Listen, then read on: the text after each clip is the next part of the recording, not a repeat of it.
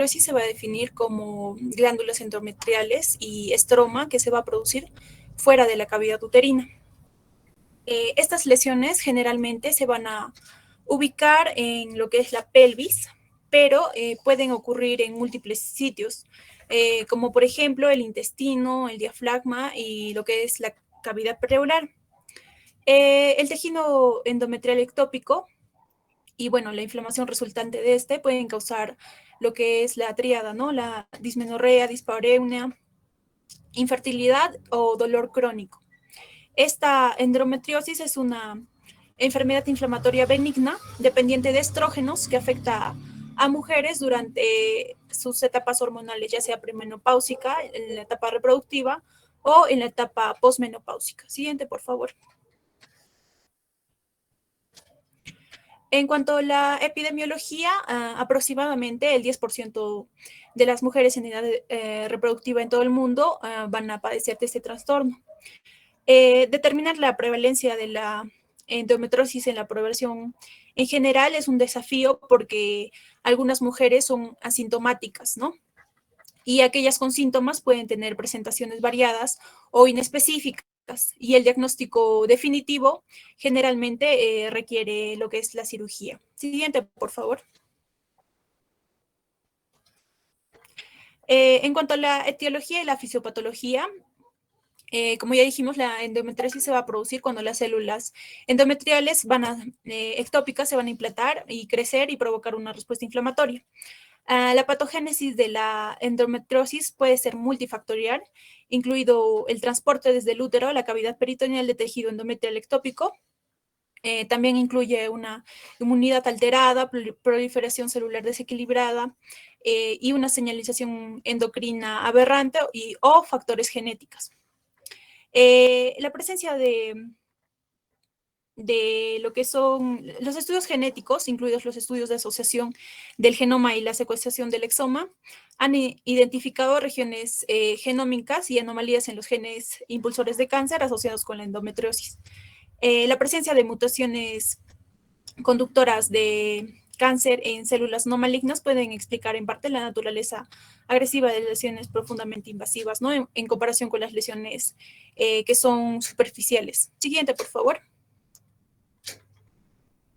Se desconoce la causa definitiva de la endometriosis, pero se han descrito varias teorías con datos que las apoyan. Entre ellas tenemos la menstruación retrógrada, la diseminación linfática o vascular, la metaplasia celómica, la teoría de la inducción, dependencia hormonal y participación del sistema inmunitario, las cuales vamos a ver posteriormente. Siguiente, por favor.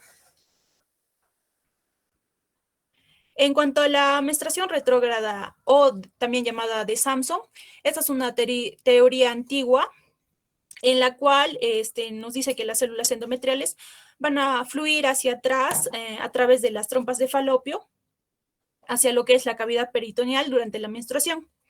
Esta teoría también se respalda en lo que es la incidencia, en lo que es la obstrucción de hay una obstrucción en las niñas y esta obstrucción del tracto genital impide que haya un drenaje de la menstruación a través de la vagina y hay una mayor incidencia de endometriosis en estas niñas.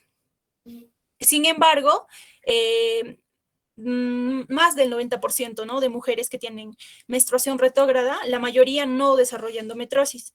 Entonces, lo que sugiere que hay otros factores adicionales involucrados en esta teoría, ¿no? Siguiente, por favor. En la siguiente teoría, la diseminación linfática o vascular nos habla de que el tejido menstrual de la cavidad endometrial va a viajar a otros lugares a través de las venas o vasos linfáticos. Lo que apoya a esta teoría es que podrían surgir de este mecanismo de diseminación en sitios distantes, por ejemplo, en lo que es la pleura, en el espacio retroperitoneal, en la vagina o el cervix, por la comunicación linfática de estas estructuras. En cuanto a la metaplasia celómica, esta teoría nos habla de que la endometriosis va a surgir como resultado de la metaplasia de lo que es la serosa peritoneal. Embriológicamente, el peritoneo pélvico, tanto el epitelio germinal ovárico y los conductos mullerianos son derivados de lo que es la pared celómica. Esta teoría apoya que la endometriosis puede ser también causada en lo que son hombres o mujeres que todavía no han menstruado, en prepúberes, en adolescentes, o sitios de implantación también poco habituales, como son las extremidades o la cavidad pleural. Siguiente, por favor. Luego tenemos la teoría de la inducción, en la cual esta va a ser una extensión de lo que es la teoría de la metaplasia celómica, en donde propone que las alteraciones tanto bioquímicas y factores inmunológicos pueden inducir la diferenciación a células endometriales a partir de células no diferenciadas, ¿no? Tanto estudios in vitro han demostrado el potencial que posee el epitelio ovárico en respuesta a los estrógenos para transformarse en lesiones endometriósicas. Bueno, ninguna de estas teorías por sí solas podrían explicar todos los tipos de endometriosis. Sin embargo, la que está más aceptada es la teoría de menstruación retrógrada. Además de que está apoyada, ¿no?, por la distribución de las lesiones de la cavidad abdominal. Y bueno, siguiente, por favor. En cuanto a los mecanismos moleculares, vamos a ver 3 sitios principales en el cuerpo donde se producen estrógenos en las mujeres con endometriosis. El primero, el estradiol secretario por el ovario, va a alcanzar el tejido endometriósico a través de la circulación. Y la ruptura de los folículos durante cada ovulación va a provocar el derrame de grandes cantidades de estradiol directamente sobre los implantes pélvicos. La aromatasa en el tejido adiposo también cataliza la conversión de androstenediona circulante en estrona, que posteriormente se va a convertir en estradiol, y ambos pueden entrar en la circulación y llegar a sitios endometriósicos. Otra fuente de estrógenos va a ser el colesterol, ¿no?, que se convierte en estradiol y localmente en la endometriosis. Siguiente, por favor. Ya. Continuando, yo les voy a hablar ahora sobre la participación del sistema inmunitario. Ya bueno, si bien la mayoría de las mujeres va a presentar, ¿no?, va a experimentar lo que es una menstruación retrógrada, esta va a participar en lo que es la diseminación y en el establecimiento de los implantes. Muy pocas de estas mujeres van a presentar endometriosis, ¿no?, un 10% en edad fértil. Ahora, también se ha visto que el tejido menstrual y el endometrio que van a llegar a la cavidad peritoneal, estos van a ser eliminados, ¿no?, por ciertas células inmunitarias, como conocemos que son los macrófagos, los linfocitos o los natural killer. Pero, ¿qué es lo que ocurre acá? Que va a haber una disfunción, ¿no?, del sistema inmunitario. Entonces, es por eso que se explica, ¿no?, el desarrollo de la enfermedad en estas mujeres con menstruación retrógrada. Ahora, en los tejidos endometriósicos también se han identificado alteraciones tanto en la inmunidad humoral como celular. Y bueno, y también de los procesos de señalización mediados por factores de crecimiento y citocinas. En algunos estudios también se ha visto, ¿no?, se ha detectado lo que son anticuerpos endometriales IgG en el suelo de estas mujeres, ¿no?, con endometriosis. O algunos también refieren que se ha visto autoanticuerpos IgG y IgA contra los tejidos endometriales y ováricos en el suelo de estas mujeres. Ahora, en cuanto a los macrófagos, estos van a actuar, ¿no?, como fagocitos en los diversos tejidos. Pero, ¿qué es lo que pasa en estas? Que en estas mujeres con endometriosis se ha observado, ¿no?, un incremento de los macrófagos en la cavidad peritoneal. Ahora, estos van a tener una función alterada y van a ejercer lo que es un efecto estimulante del tejido endometriósico. Ahora, en cuanto a los linfocitos citolíticos naturales, estas van a ser igual, ¿no?, células inmunitarias que van a poseer lo que es una actividad contra las células extrañas. Pero en estas mujeres igual, ¿no?, se ha visto que en el líquido peritoneal va a suprimir lo que es la actividad de los linfocitos citolíticos. Y en cuanto en el líquido endometrial de las mujeres, también se ha identificado una mayor concentración de las interleuquinas. Incluso se ha visto que la interleuquina 6 va a aumentar, ¿no?, en las células del estroma endometrial. Siguiente. Bueno, vamos a ver, ¿no?, los factores de riesgo. Como ya lo explicó mi compañera, va a estar esta patología más relacionada con lo que es la menstruación retrógrada. Entonces, se podría decir que la causa dilatoria de esta puede ser, ¿no?, los estados hiperestrogénicos, es decir, que van a ser hormonas independientes, ¿no?, de los estrógenos. Entonces, en cuanto a los factores de riesgo, vamos a ver, ¿no?, las mutaciones genéticas y los polimorfismos. En esta, bueno, se han identificado dos genes, ¿no?, que están relacionados. Lo que es el EMX2, que codifica lo que es el factor de transcripción que va a ser necesario para el desarrollo del aparato reproductor. Es decir, que va a haber una expresión aberrante de este gen, ¿no? Y el otro, que es el PTEN, que ella también va a ser una secuencia supresora de tumores que va a participar en la transformación, ¿no?, maligna de la endometriosis ovárica. En otros estudios también hacen referencia a lo que son las aberraciones en los ácidos nucleicos, que incluso estas pueden explicar, ¿no?, la aparición de adenocarcinomas endometrioides ováricos. También luego tenemos lo que son los defectos anatómicos. Esto más que todo, ¿no?, porque va a haber una obstrucción en el cuello uterino que va a predisponer a la endometriosis. Esto quizás al exacerbar lo que es, ¿no?, la menstruación retrógrada. Entonces se ha observado, esto se ha observado en aquellas mujeres que tienen un corno uterino no comunicante, en aquellas que tienen imperforado, un tabique vaginal transversal.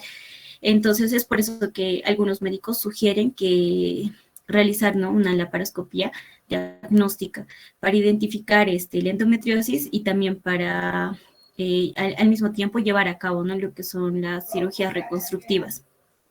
Incluso se ha visto, ¿no?, que estas cirugías reconstructivas van a disminuir el riesgo de endometriosis.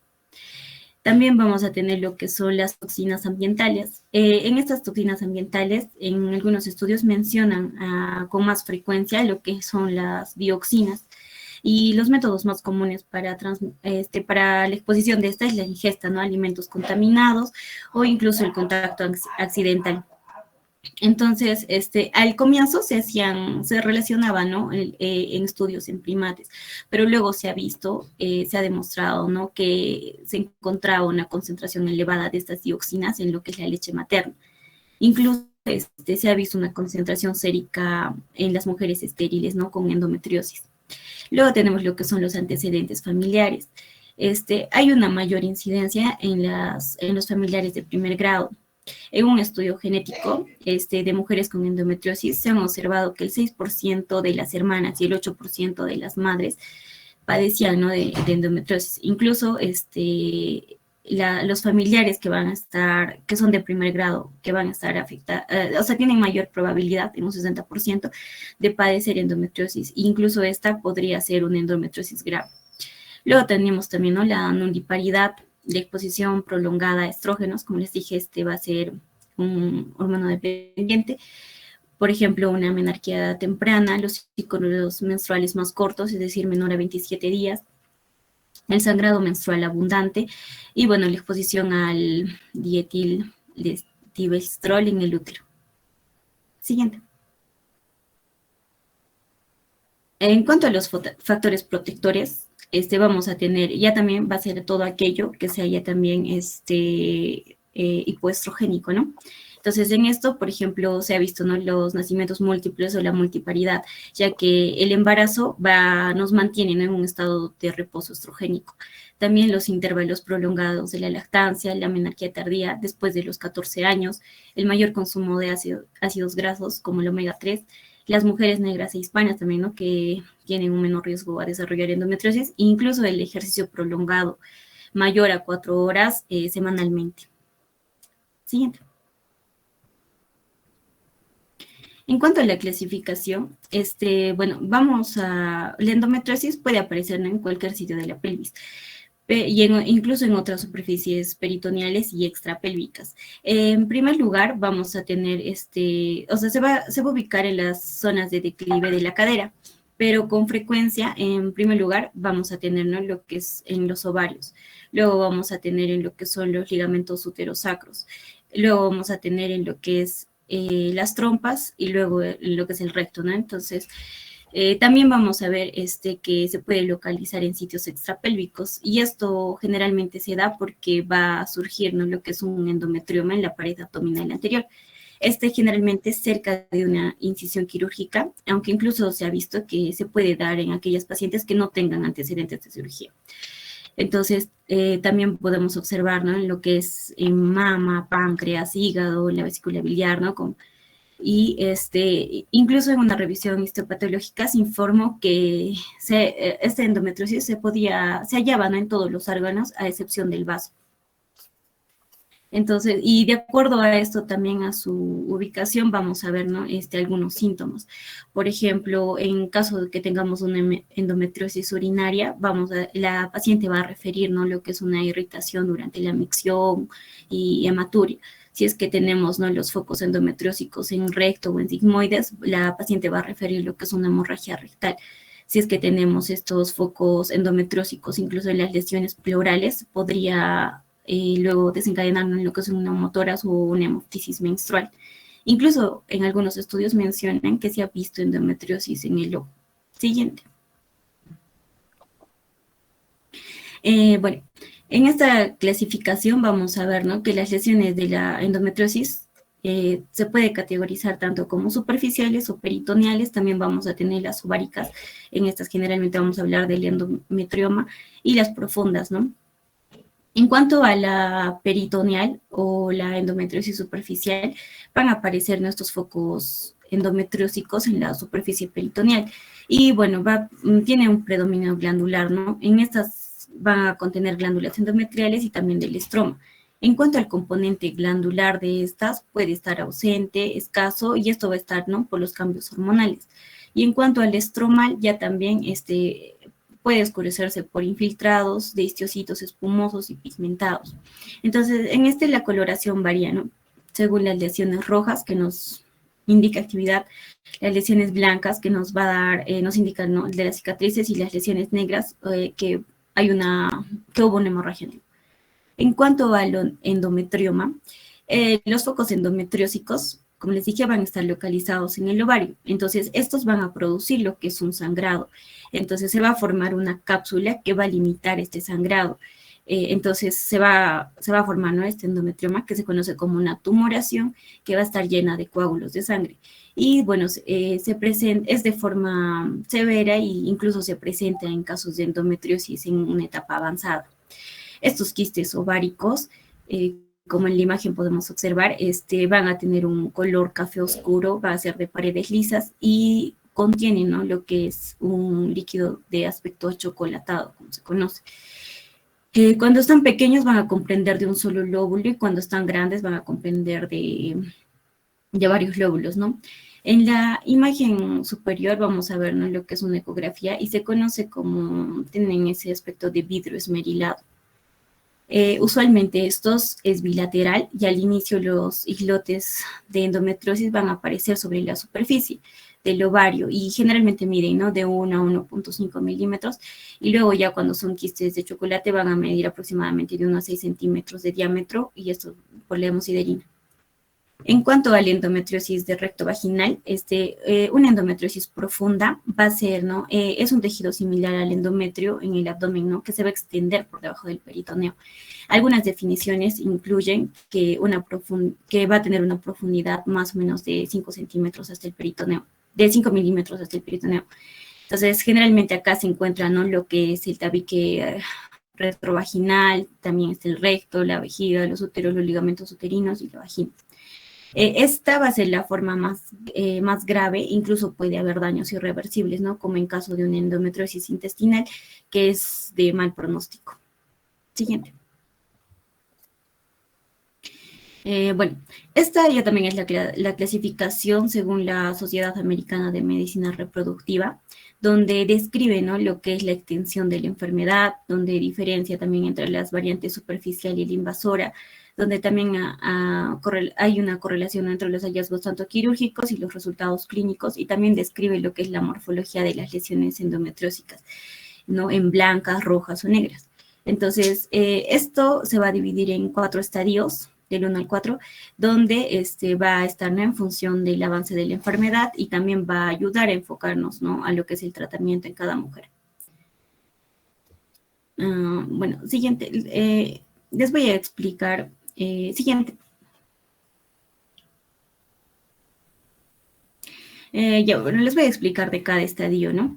En el estadio 1, por ejemplo, este es lo catalogado, ¿no?, como mínima y va de la puntuación del 1 al 4. Esta va a ver, ¿no?, lo que son los focos endometrósicos que van a aparecer en la superficie uterina. En cuanto a la evaluación del peritoneo, por ejemplo, va a ver, ¿no?, lo que es una endometriosis superficial de 1 a 3 centímetros. Eso lo puntúa como una puntuación de 2. En el ovario derecho vamos a ver, ¿no?, los focos endometriósicos superficiales menor a 1 centímetro, como la puntuación de 1, y las adherencias membranosas, ¿no?, en 1/3, igual una puntuación de 1. Entonces hace un puntaje total de 4 puntos. En cuanto al estadio 2, es leve, tiene una puntuación de 6 a 15. En acá ya, ¿no?, vamos a ver que los focos endometriósicos van a estar penetrando, ¿no?, sobre las paredes uterinas. En cuanto a la evaluación del peritoneo, vamos a ver una endometriosis profunda mayor a 3 centímetros, con una puntuación de 6. En el ovario derecho vamos a ver lo que es una endometriosis superficial menor a 1 centímetro, con una puntuación de 1. Y también las adherencias membranosas menor a 1/3, con una puntuación de 1. Y en cuanto al ovario izquierdo, vamos a ver una endometriosis superficial menor a 1 centímetro, ¿no?, con una puntuación de 1. Todo esto hace un puntaje total de 9. Siguiente. En cuanto al estadio 3, que es moderada, que va a tener una puntuación de 16 a 40 puntos, en acá ya no vemos que los focos endometriósicos ya son profundos y puede aparecer, ¿no?, en forma de una endometriosis ovárica. En cuanto al peritoneo, vamos a ver, ¿no?, los focos endometriósicos superficiales mayor a 3 centímetros, con una puntuación de 4. En la trompa derecha también vamos a observar lo que son adherencias membranosas menor a 1/3, con una puntuación de 1. En el ovario derecho, adherencias membranosas menor a 1/3, con una puntuación de 1. En la trompa izquierda, igual, adherencias densas menor a 1/3, con una puntuación de 16. Y en el ovario izquierdo, una endometriosis profunda de 1 a 3 centímetros, con una puntuación de 4. Y adherencias densas, ¿no?, menor a 1/3, con una puntuación de 4. En total, esos van a ser un puntaje total de 30. Y en cuanto al estadio 4, que ya es grave, que es mayor a 40 puntos, en acá ya, ¿no?, los focos endometriósicos ya es profundo, incluso podrían generar, ¿no?, lo que es un quiste endometrial, un endometrioma. Y también que puede haber ya adherencias, ¿no?, de distintos órganos abdominales, como en caso de una endometriosis intestinal. Entonces, en acá vemos, ¿no?, en la evaluación del peritoneo, una endometriosis profunda mayor a 3 centímetros, con una puntuación de 6.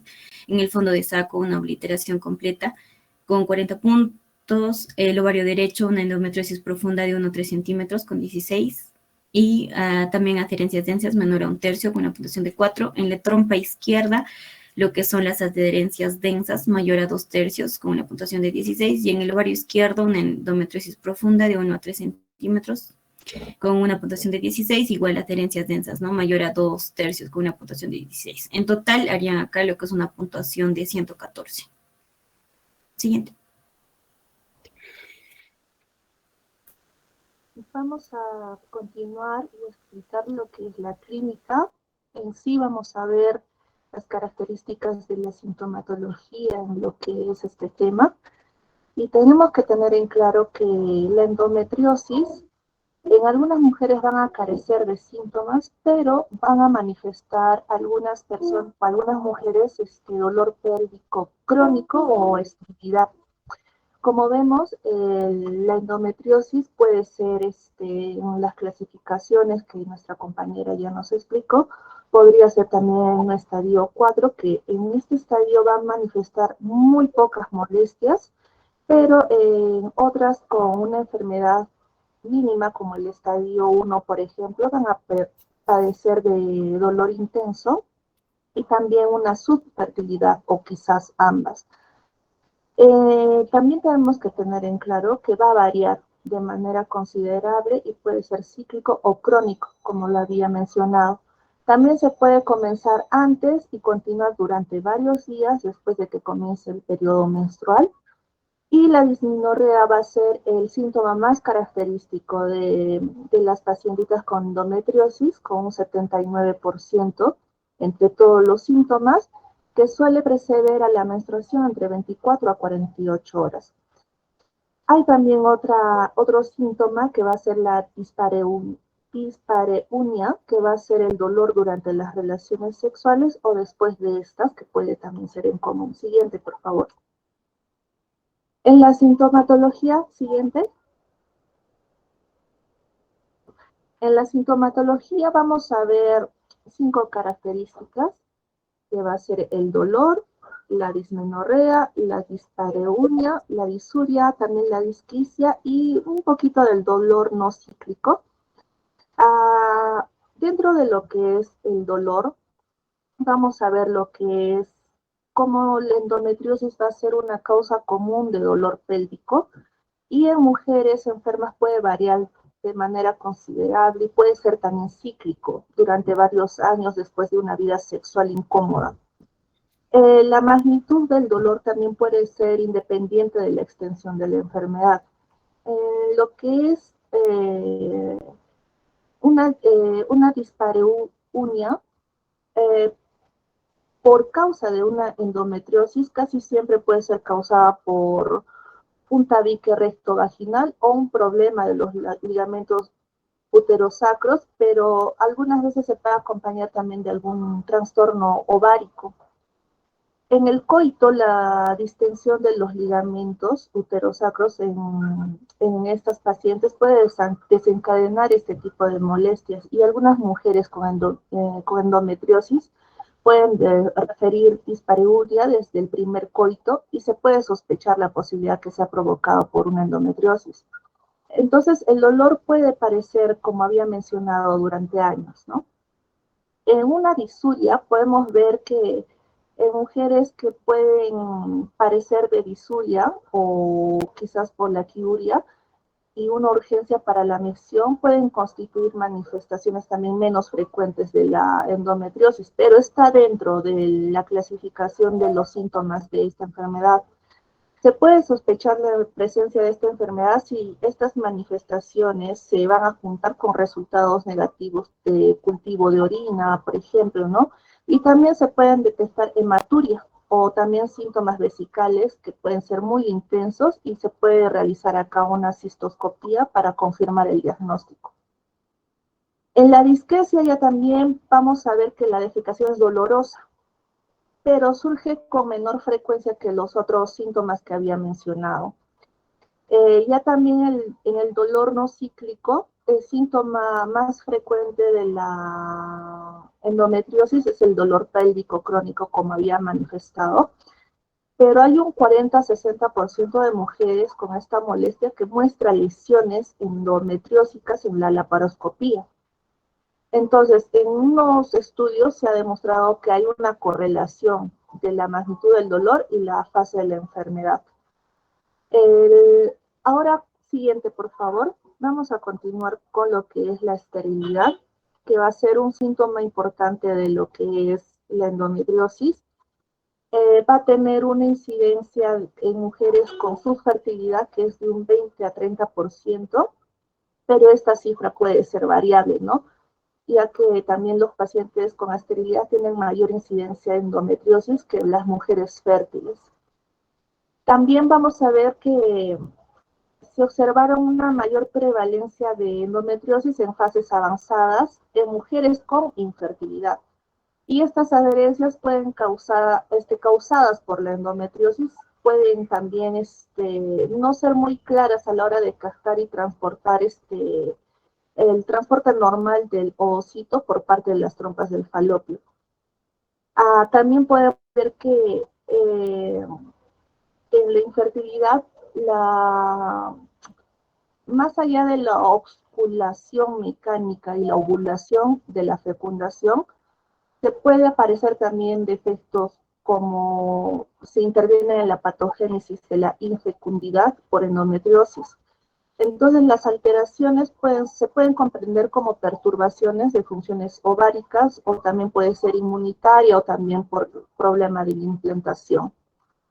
Dentro de esta infertilidad o esterilidad vamos a ver varios ítems como es la enfermedad mínima o leve, también endometriosis moderada o grave, efectos de la foliculogénesis y embriogénesis, cambios endometriales y otros factores que vamos a ver a continuación.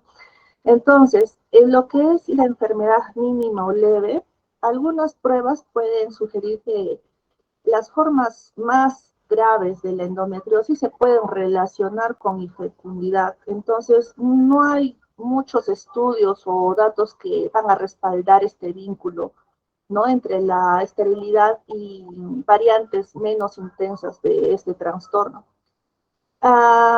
Todavía no se han publicado más estudios en mujeres que demuestren que la endometriosis mínima o leve provoque una subfecundidad, pero la relación esta ya ha tenido una mayor prevalencia, discrepe que la endometriosis entre pacientes infecundas y mujeres fecundas tengan relación. Ahora, lo que es la endometriosis moderada o grave, vamos a ver que la moderada o grave, que es el estadio 3 o 4, la morfología tubárica o la ovárica se van a distorsionar. Entonces, como resultado va a haber una fertilidad deficiente. Entonces, como había mencionado, también hay pocos estudios sobre estos índices de fertilidad de mujeres con endometriosis graves. No, al parecer este índice no es mayor que en mujeres sometidas a un tratamiento con conducta más expectante, ¿no? Siguiente, por favor. Ahora, dentro de esta infertilidad vamos a ver los efectos sobre la foliculogénesis y la embriogénesis. Y se ha sugerido que mujeres con endometriosis que tengan la foliculogénesis va a ser deficiente también. Y el desarrollo y calidad de los embriones en estas mujeres con endometriosis, en quienes se practicó este estudio, se comparó con los embriones de mujeres con infecundidad a causa de un factor tubárico, pero se encontraron mucho menos blastómeros por embrión y un mayor índice de detección del desarrollo embrionario en el grupo con endometriosis. Ahora, este fenómeno puede sugerir que los ovocitos de las mujeres con endometriosis pueden poseer una menor capacidad de desarrollo. En cambios endometriales, vamos a ver que esta presencia de anomalías endometriales en mujeres con endometriosis confirman también la posibilidad que algún defecto en la implantación sea la causa de la subfertilidad que va a acompañar a esta enfermedad también, ¿no? En otros factores vamos a ver las normalidades de la actividad inflamatoria de citocinas. En mujeres con endometriosis pueden también intervenir en la infecundidad vinculada a la anormalidad. Por eso la función de los espermatozoides también se puede alterar, ¿no? En estas pacientitas, y también los gametos masculinos pueden ser objeto de fagocitosis más intensas por parte de los macrófagos en el aparato reproductor femenino. Siguiente, por favor. Vamos a ver otra sintomatología que es la obstrucción intestinal ureteral. Estas pacientes se puede afectar el intestino delgado, también el ciego, el apéndice o puede ser el colon rectosigmoide. Al tener una afectación en esta, se puede ocasionar una obstrucción intestinal, ¿no? Entonces, la endometriosis del tubo digestivo, por lo común, se va a circunscribir al ataque de la subserosa y la capa muscular también.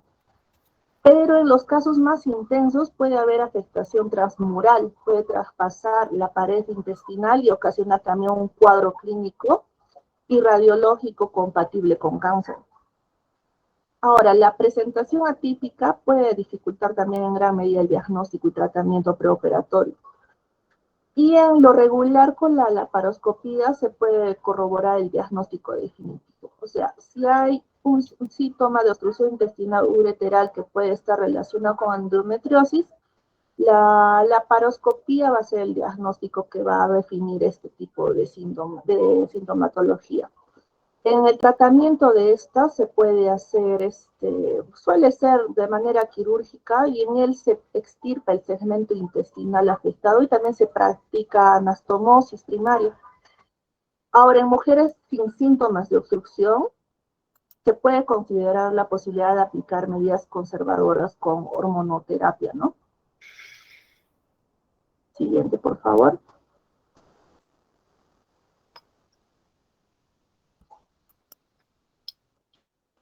Siguiente, por favor.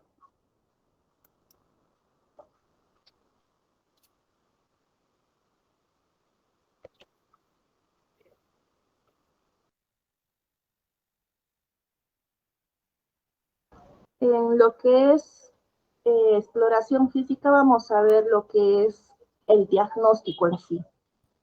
En diagnóstico vamos a dividirlo en lo que es la exploración física, las pruebas de laboratorio, estudios de diagnósticos en imágenes que van a explicar más adelante.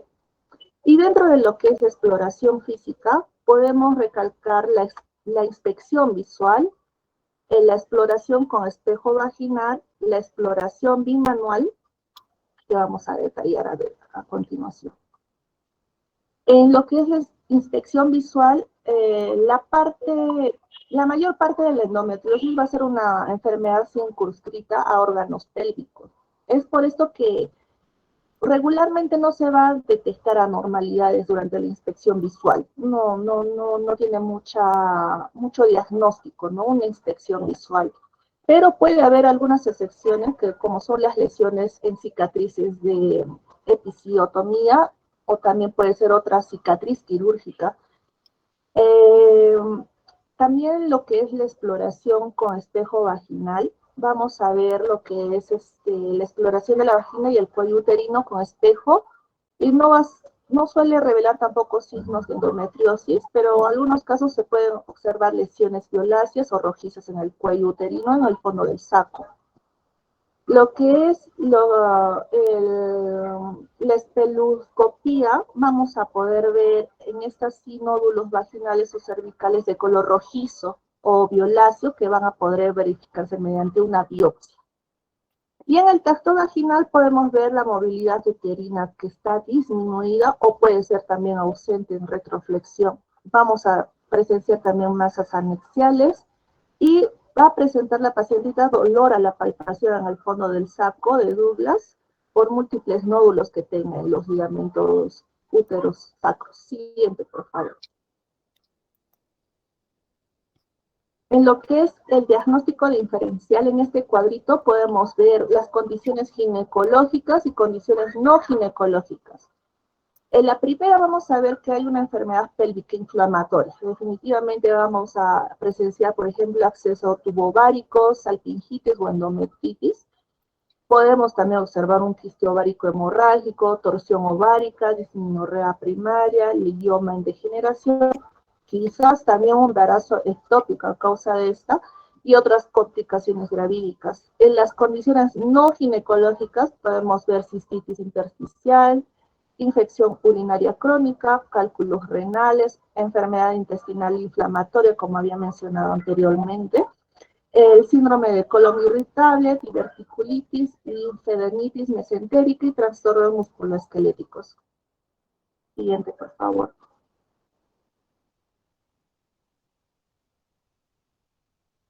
Aquí vamos a ver lo que son las pruebas de laboratorio. A menudo también se emprenden estudios de laboratorio para descartar que sea por otra causa el dolor pélvico. En una fase, por ejemplo, inicial, se puede practicar una hematimetría completa y también una medición de gonadotropina coriónica humana en el suero o en la orina. También podemos hacer análisis y cultivos de orina, cultivos de material vaginal y extensiones de material cervical obtenido por un aplicador para descartar que no sea el dolor por infecciones o complicaciones gravídicas. Ahora, el antígeno de cáncer 125 en suero puede estudiar innumerables marcadores séricos como complementos posibles en el diagnóstico de endometriosis, pero el marcador que se ha estudiado con mayor detalle es el antígeno cancerígeno 125 o K125, o sea, 125. Esta molécula se ha detectado en algunos tejidos de adultos, como en el epitelio de las trompas de falopio, el endometrio, el endocervix, la pleura y el peritoneo. También este marcador se utiliza tanto en la valoración como la vigilancia del cáncer ovárico y se identifica por medio de análisis con anticuerpos monoclonales y también se demuestra que su elevación va a ser directamente proporcional a la magnitud de la enfermedad. Este análisis puede ser más específico, pero poco sensible para detectar endometriosis leve. Este marcador también suele resultar la mejor prueba, ¿no? Para el diagnóstico para patología, pero ya también en estadios 3 y 4. Otros marcadores séricos también. Siguiente, por favor. Acá, como había mencionado, el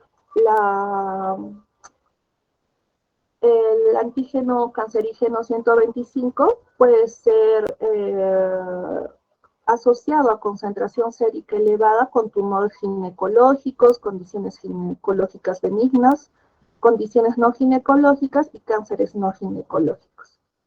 En estas de tumores ginecológicos podemos ver lo que es el cáncer endometrial, ¿no? Siguiente, por favor. Ahora, dentro de otros marcadores séricos, el antígeno cancerígeno 19-9 también es otra glucoproteína antigénica que también se ha demostrado que tiene correlación, ¿no? De manera positiva con la gravedad de esta enfermedad. También se encontró que al inicio esta proteína placentaria 14 o glucodeína va a poseer también una sensibilidad adecuada al 59%, pero no se ha confirmado en otros estudios. Ahora, la concentración sérica de la IL-6 superior a 2 miligramos por mililitros también puede ser específica, pero un 67% y con una sensibilidad del 90%. Entonces, como ya habíamos visto al comienzo, la detección de muchas de estas sustancias mencionadas también rara vez se puede practicar fuera del ámbito de la investigación.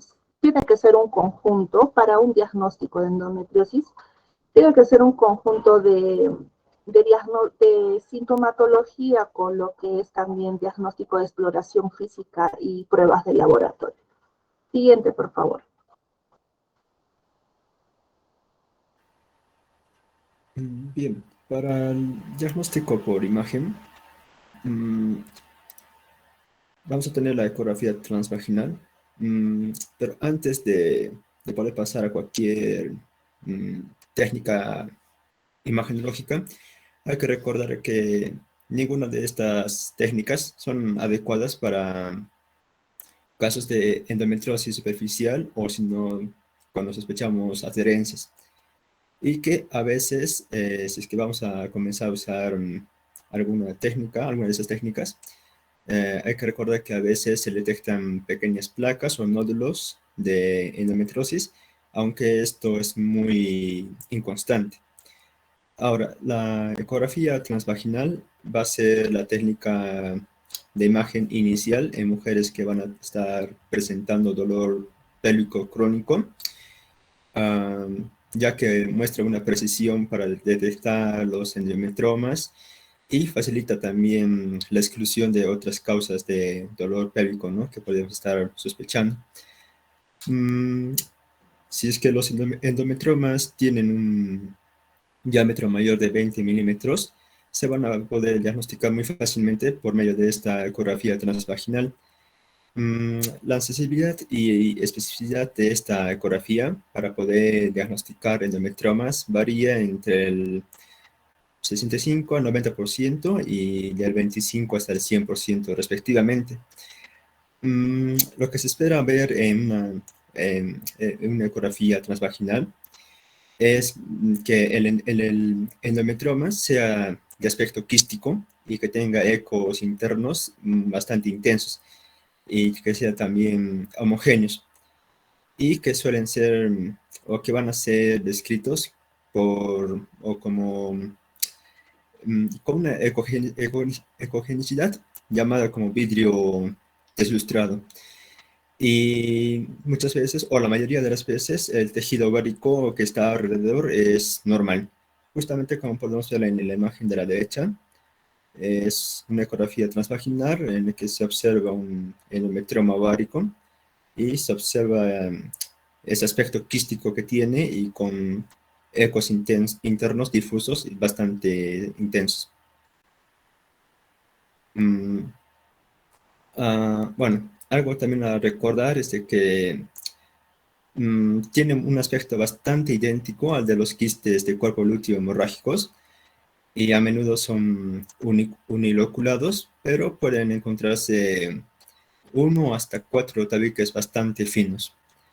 Por otro lado, atípicamente pueden presentarse tabiques gruesos y muy pocas veces se pueden detectar focos murales ecógenos que van a ser muy poco evidentes si es que vamos a hacer, si es que vamos a aplicar adicionalmente el doble de color.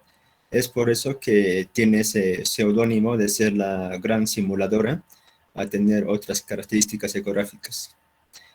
Por medio de la ecografía transvaginal con doble de color se va a poder demostrar el flujo periquístico, pero nunca el intraquístico, como podemos ver en la imagen de la derecha, la última. Solo se puede alcanzar a ver el flujo periquístico, ¿no? Más no la parte intraquística. Los endometriomas en las mujeres postmenopáusicas son mucho menos comunes y si es que vamos a encontrar en estas mujeres van a ser multiloculados en comparación con las mujeres en edad fértil. Otra técnica de imagen es la tomografía computarizada. Va a ser de gran utilidad para poder valorar el diagnóstico y la magnitud de los endometriomas o endometriosis intestinales y torácicas, pero van a tener una escasa sensibilidad si es que hay implantes o si no placas pequeñas. De tal manera que alcanza una sensibilidad del 99% y una especificidad de hasta prácticamente 100% para poder identificar endometriosis intestinal, básicamente, ¿no? Básicamente para endometriosis intestinal va a ser su utilidad. Del mismo modo, en casos más selectos, muy pocos, la tomografía puede ser también útil para poder ver si es que estamos sospechando endometriosis ureteral. Y como podemos ver en las imágenes de la derecha, en la imagen superior, ahí vemos un nódulo endometriósico, señalado con las flechitas, en el colon sigmoide, que no penetró la capa muscular propia. Y en la imagen inferior vemos un endometrioma de ovario izquierdo bien delimitada, podemos ver ahí con la flechita, en la pelvis izquierda y que está justo debajo o posterior al útero.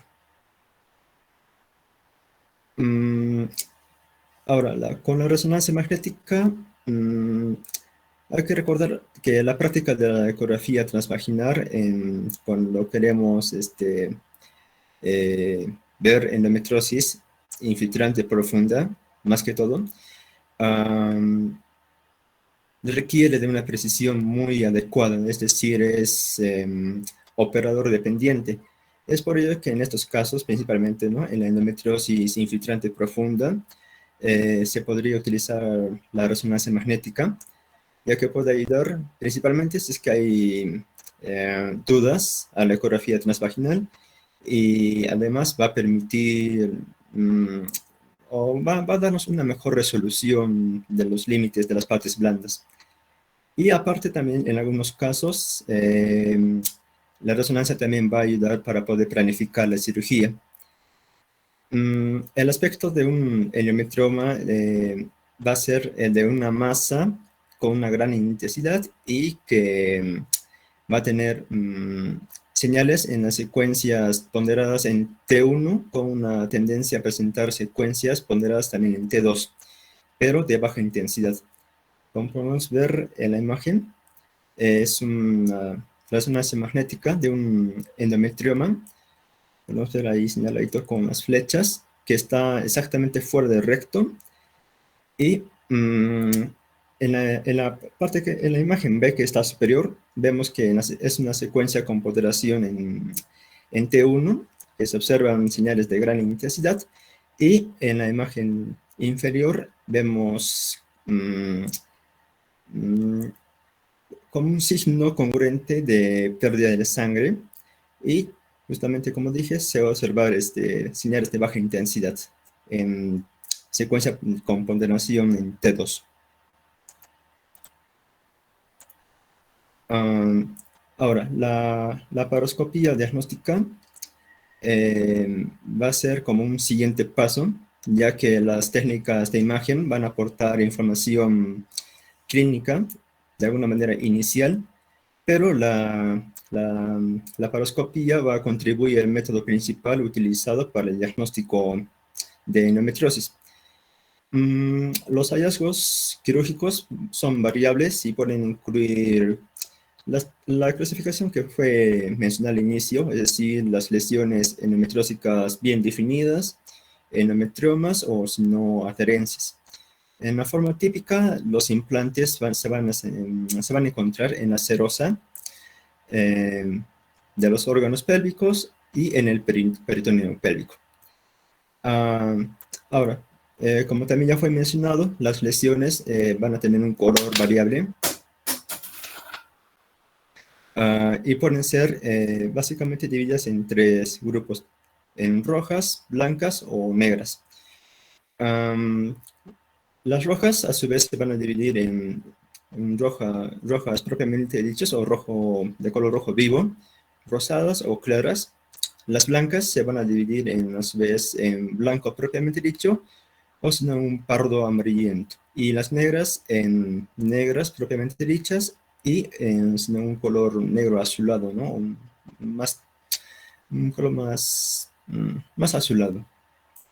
Como podemos ver, un ejemplo de lesión endometriósica que está infiltrando en la mucosa vaginal, en la imagen de la derecha.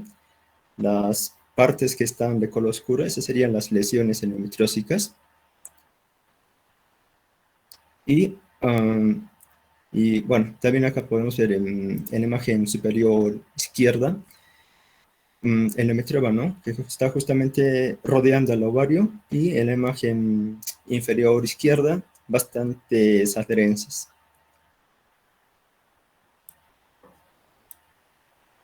Bueno, de estas lesiones diferenciadas o clasificadas por su apariencia en colores, hay que recordar que las lesiones blancas y rojas, por lo general, van a guardar una relación con los hallazgos histológicos de endometriosis. Ahora, las lesiones oscuras van a tener un pigmento de hemosiderina depositada proveniente de los restos menstruales que pueden estar atrapados.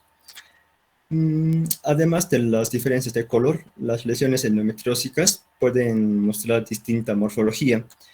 A veces pueden presentar el aspecto de ampollas lisas en las superficies peritoneales. Otras veces puede adoptar la forma de orificios o defectos dentro del peritoneo, o si no, van a presentarse en forma de lesiones estrelladas, planas, cuyas puntas están formadas por tejido cicatricial. Como ya fue mencionado también, las lesiones endometriósicas pueden ser superficiales o si no pueden invadir muy profundamente en el peritoneo o si no también en los órganos pélvicos. La visualización de endometriomas por este medio, o sea, por la laparoscopía, va a tener una sensibilidad del 97% más o menos y una especificidad del 95%. Por otras razones de que es muy pocas veces se pasa al siguiente paso, que sería, ¿no?, la toma de una biopsia para su estudio por histopatología. Bueno, la razón por la que muchas veces o algunas veces algunos médicos optan por este último paso es porque algunas guías actuales no incluyen la valoración histopatológica ni la biopsia para el diagnóstico de endometriosis, pero algunos autores sugieren que depender únicamente de los hallazgos por laparoscopía y sin ningún tipo de confirmación histológica puede terminar en diagnósticos positivos falsos, ¿no? Es decir, en sobrediagnóstico. Para que el diagnóstico sea histológico, es necesario que las glándulas y el estroma endometriales estén fuera de la cavidad uterina. Como podemos ver en la imagen de la derecha, bueno, se vio que el foco de glándulas endometriales y del estroma en la pared abdominal en la porción lateral de una cicatriz de cesárea.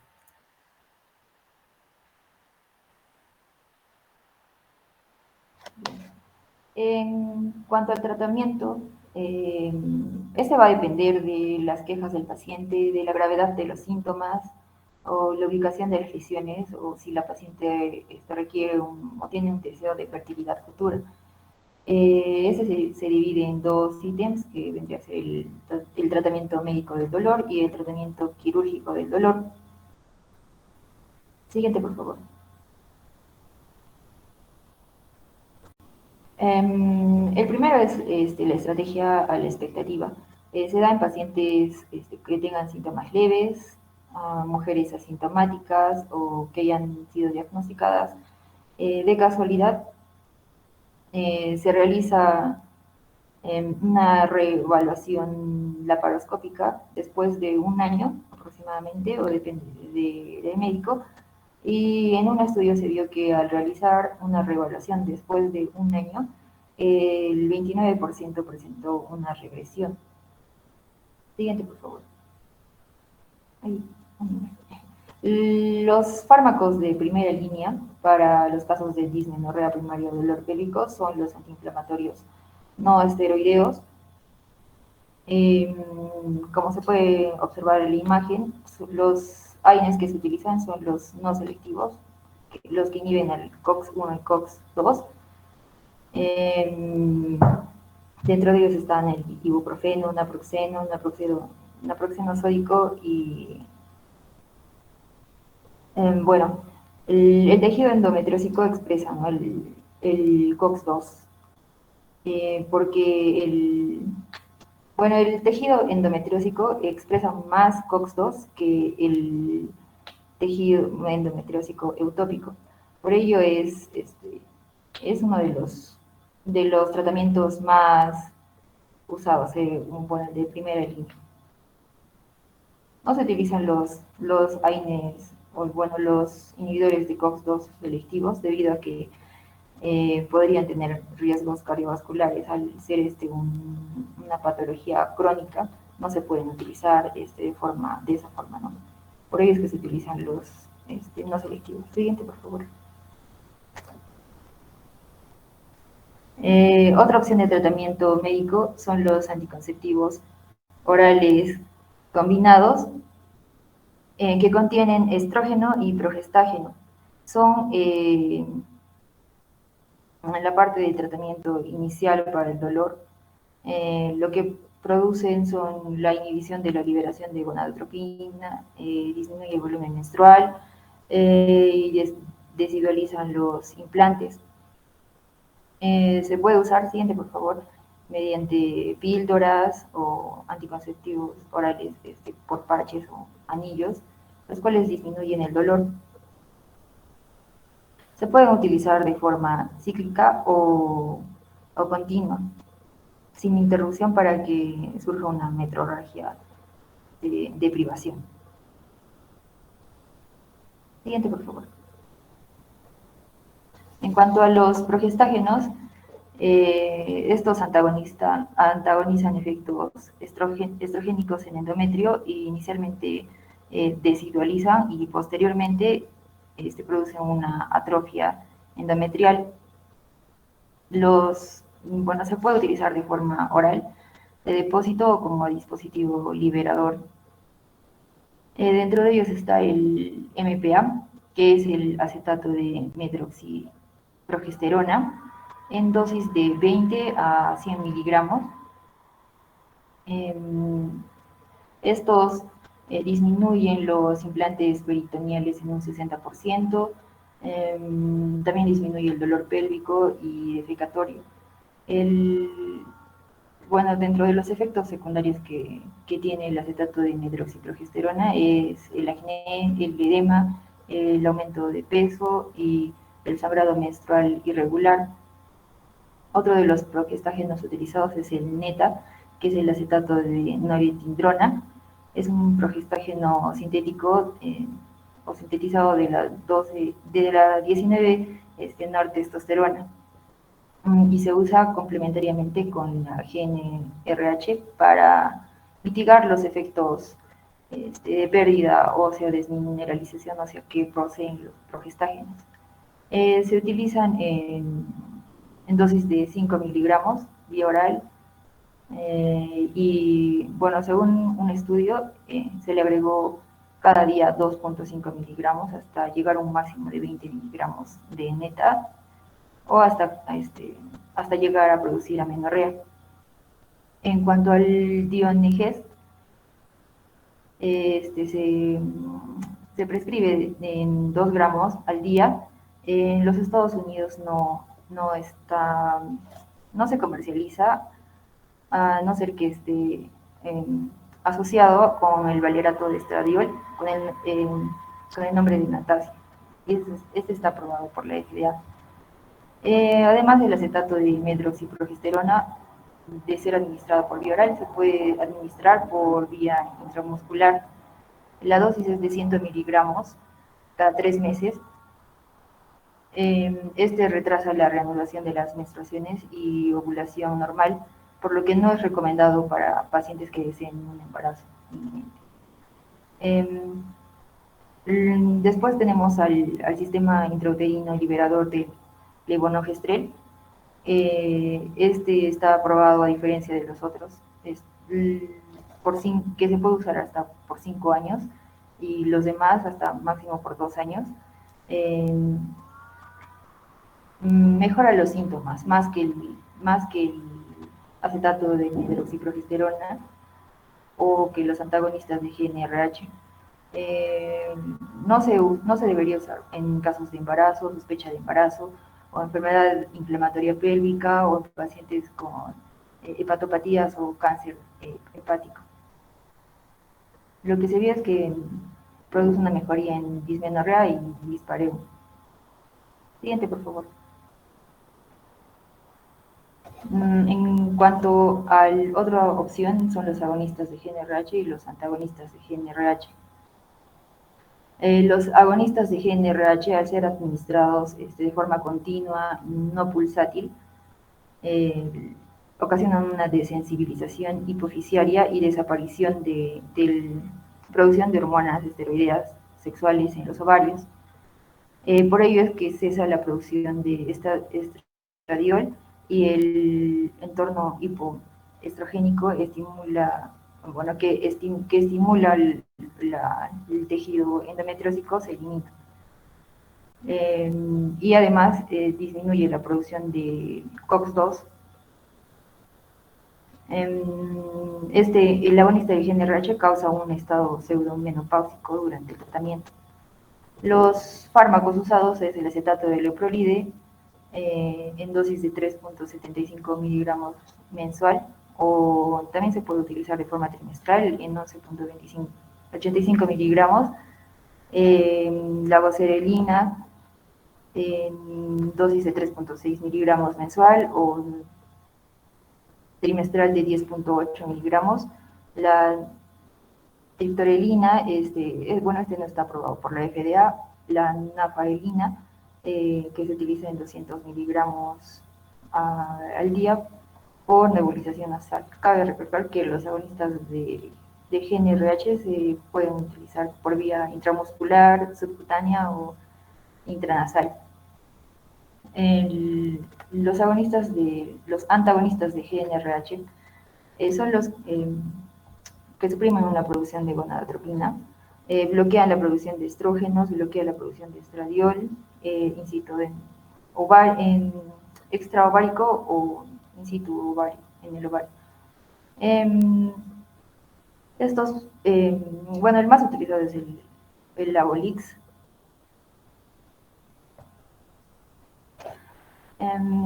que se da por vía oral diaria en dosis de 150 a 200 miligramos por 6 meses. Siguiente, por favor.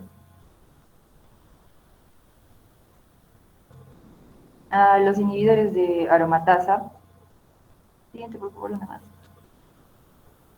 La aromatasa y el estradiol bloquean la producción de estrógenos, inhiben la aromatasa y simulan los agonistas de GnRH.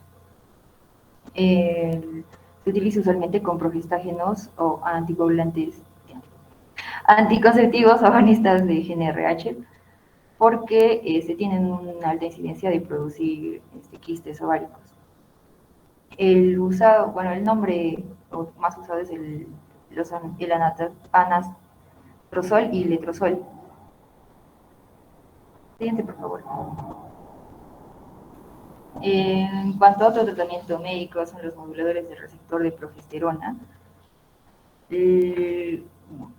Ambos, ¿no? El antagonista de progesterona más el SPMR, que es el modulador del receptor de progesterona, son fármacos que tienen una variabilidad en cuanto a la unión a receptores de progesterona. Los antagonistas de progesterona se unen sistemáticamente a los receptores y los inactivan, y los moduladores del receptor de progesterona lo pueden activar o inducir o inactivar a los receptores de progesterona dependiendo del tejido. Dentro de ellos está la mifepristona, con el nombre comercial de Mifeprex, el cual está aprobado por la FDA y se utiliza para terminar el embarazo temprano, el cual disminuye el dolor y la extensión de la enfermedad.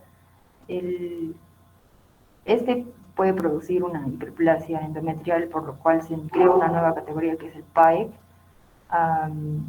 que son los cambios vinculados con los moduladores de receptor de progesterona. Y el acetato del ulipristal, que también es otro modulador de receptor de progesterona, se usa para la anticoncepción de emergencia en dosis únicas, pero también para la endometriosis. Siguiente, por favor.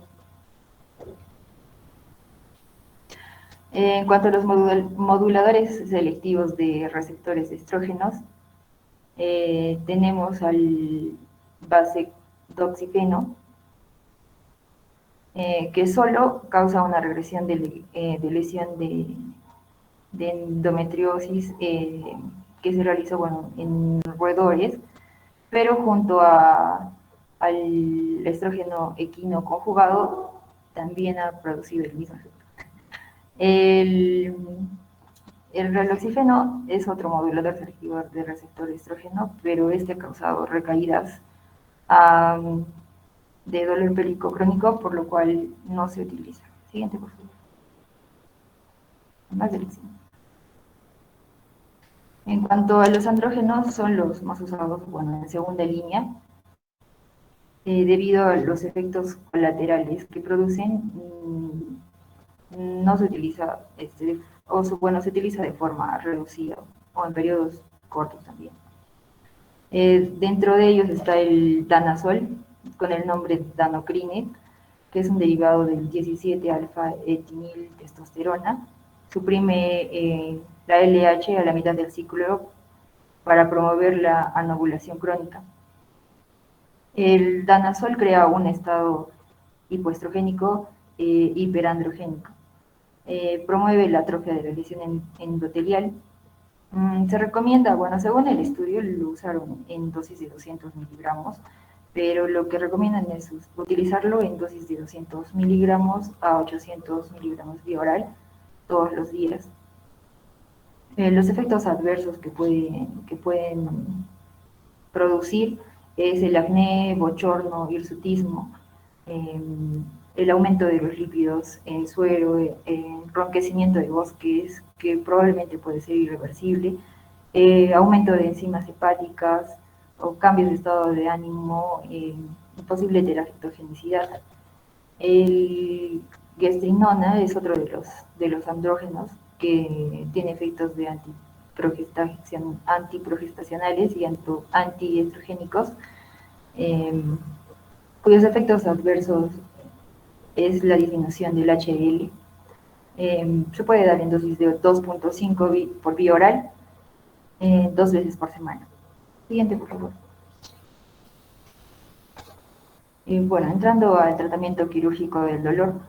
El tratamiento quirúrgico se realiza, bueno, se pueden realizar diferentes tipos, ¿no? Los que son de forma conservadora o radical. Dentro de los de forma que son de conservadoras, tenemos, por ejemplo, la remoción de lesiones y adherencias. Se realiza una ablación y una extirpación.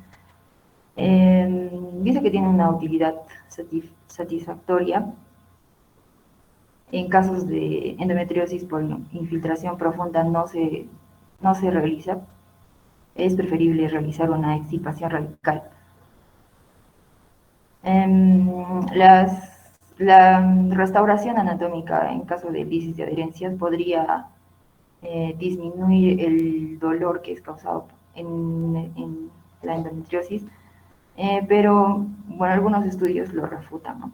O indican que no hay un vínculo definitivo de coherencia entre el dolor y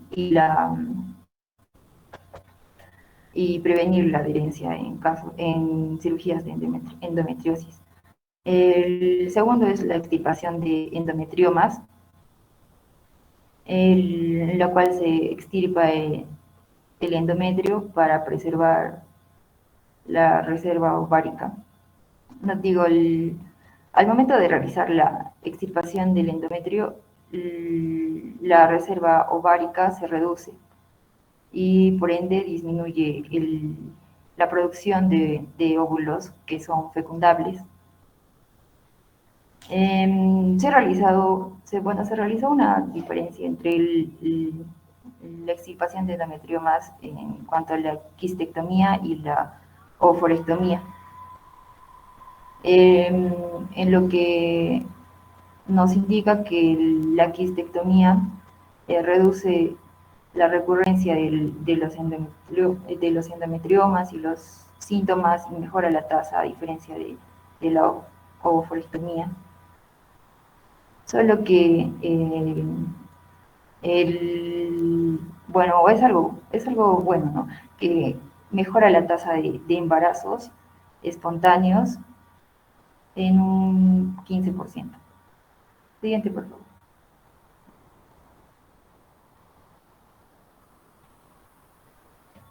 Bueno, en cuanto a la diferencia entre la utilización entre la laparoscopía y una abdominal, lo que nos recomiendan es que el tratamiento de elección debe ser laparoscópico, debido a que tratamos de conservar o restaurar la anatomía. Mediante la punción aspiración se drenan los endometriomas y se toman biopsias y citología del líquido peritoneal y se destruyen los implantes peritoneales. Se utilizan medios de sección y electrocoagulación que son menos lesivos y más eficaces. Cuando ya no se puede controlar la enfermedad con tratamiento conservador, se realiza una histerectomía total o doble anexectomía, el cual es el tratamiento definitivo. Bueno, como se puede observar en la imagen, las cirugías conservadoras versus definitiva para la endometriosis, tenemos una tasa de reoperación. Cuando se realiza una laparoscopía en ambos ovarios y con ambos ovarios preservados, la tasa de reoperación es de 59% a los 7 años. Cuando se realiza una histerectomía de ambos ovarios preservados o una histerectomía de extirpación de un ovario, es más o menos similar la tasa de reoperación. A los 7 años, cuando se realizó una histerectomía de ambos ovarios preservados, es el 22% de tasa de reoperación. Y la histerectomía con extirpación de un ovario es de 24% a los 7 años. A diferencia, ¿no?, que la histerectomía con extirpación de ambos ovarios es un 8%, lo cual es se ve bastante la diferencia en cuanto a las tasas de reoperación.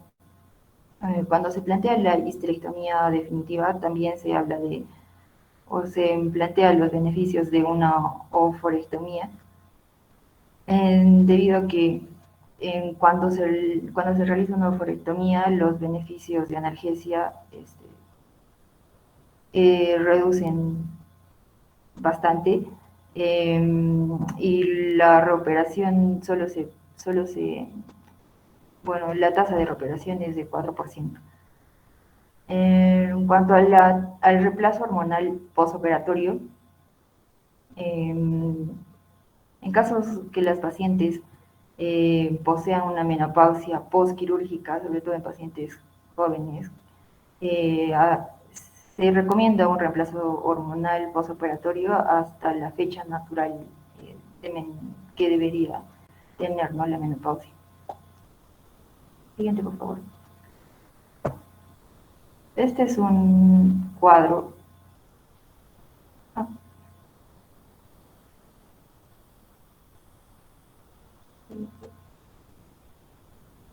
Siguiente, por favor. Una más, por favor. Este es un cuadro de un algoritmo, ¿no?, donde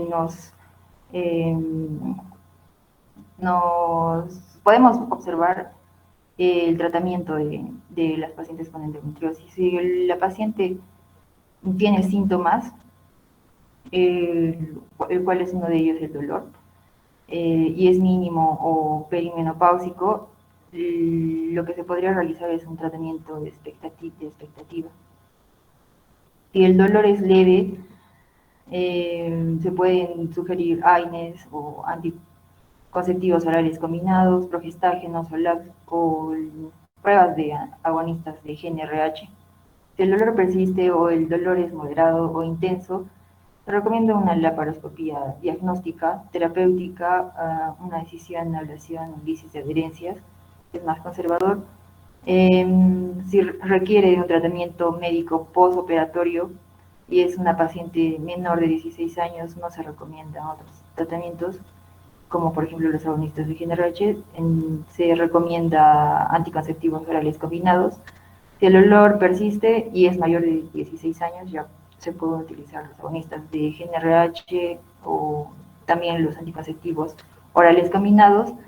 Si la paciente es adulta, podemos utilizar prácticamente todos los demás, ¿no?, los agonistas de GnRH, el danazol, los anticonceptivos orales combinados, progestágenos o inhibidores de la aromatasa. Y si a pesar de este tratamiento, bueno, hay recurrencia, se puede replantear todo el tratamiento médico que se le dio o indicar una cirugía definitiva si la paciente no requiere de esterilidad futura, ¿no?, o concepción futura. Lo cual también sería beneficioso debido a que la endometriosis tiene un tejido, o las lesiones atípicas podrían ser potencialmente cancerosos. Y bueno, la esterilidad, si la paciente presenta esterilidad, el citrato de clomifeno es un empírico, es el más usado, más la inseminación intrauterina o el diagnóstico laparoscópico, incisión, ablación, análisis de adherencias, y posteriormente una fertilización in vitro o superovulación, más una inseminación intrauterina. Siguiente, por favor.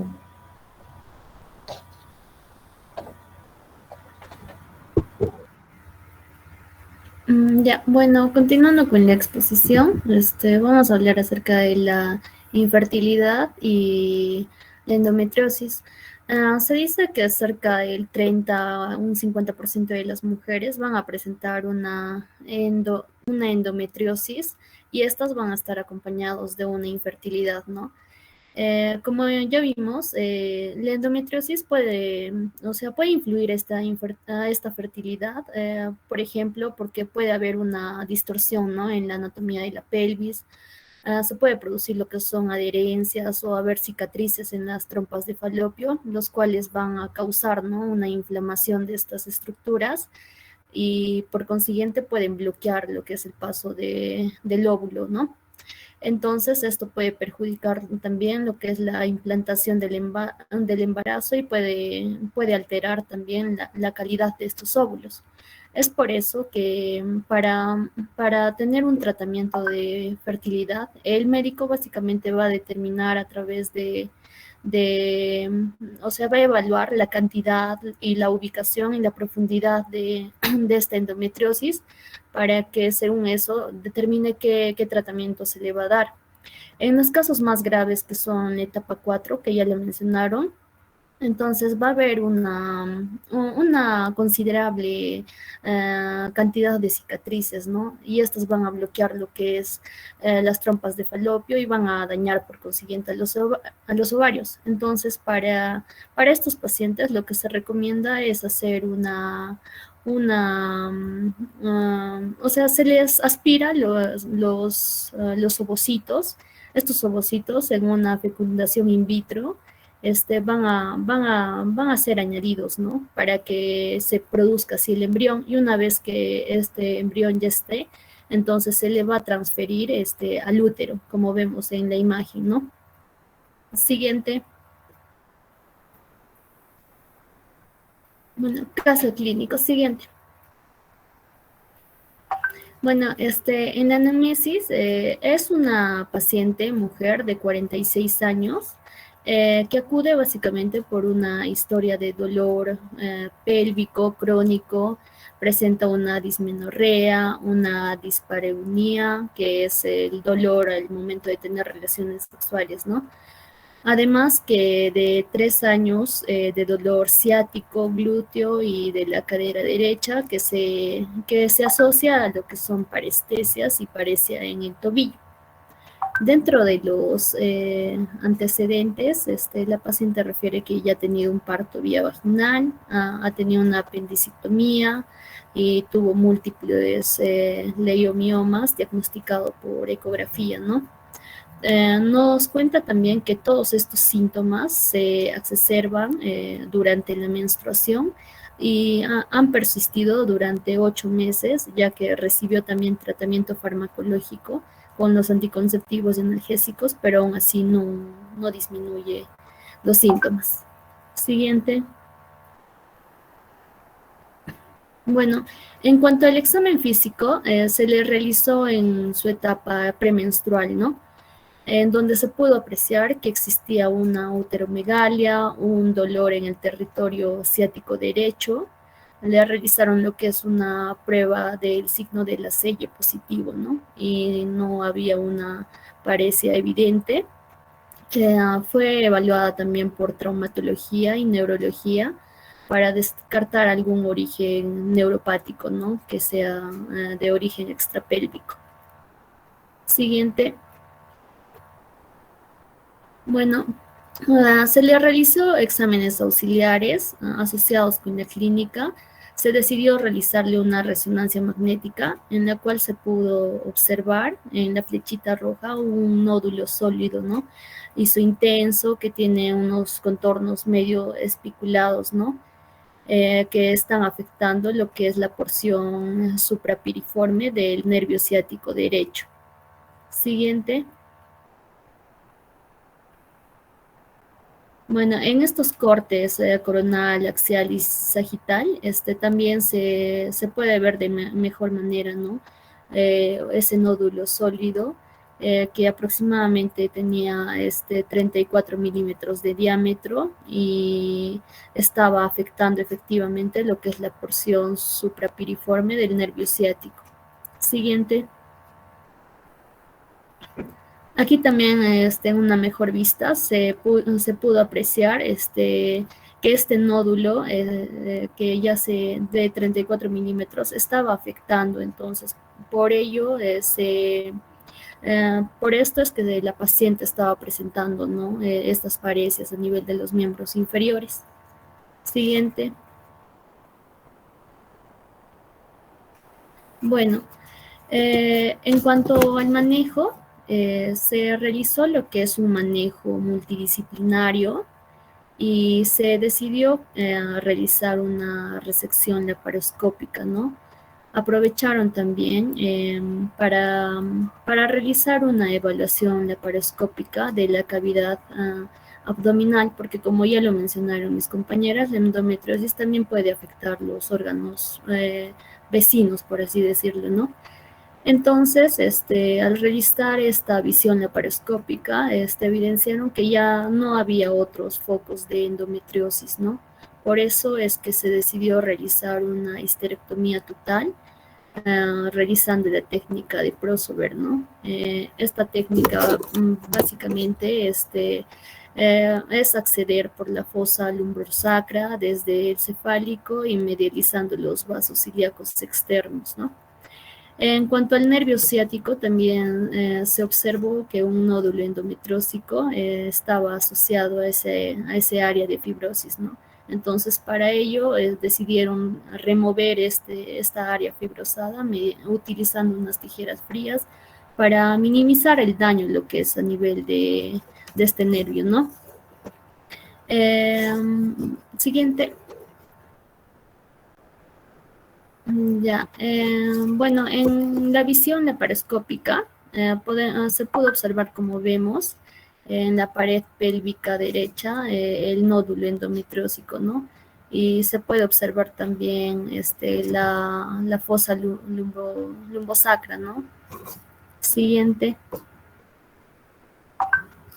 Aquí tenemos una mejor visión de esta fosa lumbosacra, donde se puede evidenciar después de haber extraído el nódulo endometriósico, que vimos que ya está libre, ¿no? El nervio ciático. Entonces, en ahí también se puede llegar a observar lo que es el nervio obturador y el ciático. Siguiente. Bueno, en cuanto a la evolución, la paciente estuvo hospitalizada por 3 días en el área de observaciones. Presentó algunas parestesias en las extremidades inferiores, pero eran solo leves, ¿no? Al 7º día, la paciente mejora su dolor, ¿no? Y también se somete lo que es a unos tratamientos kinesiológicos durante un mes, lo cual le ayuda a la paciente a recuperar una completa funcionalidad, ¿no? Y al año nuestra paciente ya no presentó ningún síntoma, ¿no? Siguiente. Eso sería todo, doctor. Bien. No me estén faltando a clases, ¿ah? Hoy día faltan 8 alumnos, tienen que estar presentes. El día lunes 26 vamos a hacer la presencial allá en la universidad. Voy a conocerlos a todos para tenerlos con lista. Respecto a... Teníamos un videíto. Ya, pon, porque iba a hablar sobre endometriosis. Bueno, mientras pones el video. La endometriosis, cuando la tratan con danazol o cuando tratan con análogos de GnRH, no pueden dar más de 6 meses porque produce osteoporosis, ¿ya? En la mujer joven. Por eso casi todos los productos se da a partir de los 18 años, que ya casi han completado su maduración de los huesos. A ver, pongan su video. Solo una pequeña proporción de mujeres con endometriosis va a necesitar un tratamiento quirúrgico de su enfermedad, pero para este caso podemos aplicar la cirugía laparoscópica en casi la totalidad de estas pacientes. La endometriosis es una enfermedad benigna y autolimitada, es decir, que es una enfermedad que crece mediante los estrógenos que produce la mujer, por lo tanto, es una enfermedad que va a desaparecer espontáneamente con la menopausia de las mujeres. Sin embargo, es una enfermedad que habitualmente suele afectar a mujeres jóvenes con un largo recorrido hasta el inicio de la menopausia y que en ese tiempo pueden causar síntomas como dolor con la menstruación, dolor con las relaciones sexuales, un dolor pelviano crónico y en algunos casos más aislados, dolor al defecar o dolor al orinar. Pero ¿cómo se ve la endometriosis en el mismo cuerpo de las mujeres? La endometriosis se puede presentar de 3 formas, o bien en forma de quistes de ovario, o como implantes peritoneales o en forma de adherencias entre los distintos órganos de la pelvis. Aquí se puede ver el ovario, por ejemplo, el ovario izquierdo, con un quiste de endometriosis, el cual se incide en su superficie para permitir el vaciado de su contenido, que es de aspecto achocolatado, tal y cual lo denominamos en ginecología por su consistencia y su color, como lo van a ver ahora. Una vez que se exterioriza ese contenido a la cavidad pélvica, se vacía el quiste, se aspira todo el contenido del líquido y se lava adecuadamente la cavidad pélvica. Y tras ello se procede entonces a quitar la cápsula del quiste del ovario afectado. La endometriosis también se puede presentar, como ven en esta imagen, en forma de implantes en el peritoneo, que es en definitiva una capa muy delgada que recubre todos los órganos pélvicos y abdominales. Y como ven aquí también se puede observar estos pequeños nódulos o implantes que varían siempre en número, tamaño y localización de paciente a paciente. Siempre decimos que no hay dos pacientes iguales con endometriosis. En este caso los implantes también pueden afectar a los órganos de la pelvis, como la superficie del intestino, o incluso pueden afectar a la parte alta del abdomen, en el hígado o el peritoneo que cubre el diafragma, ocasionando en estas mujeres dolor a ese nivel.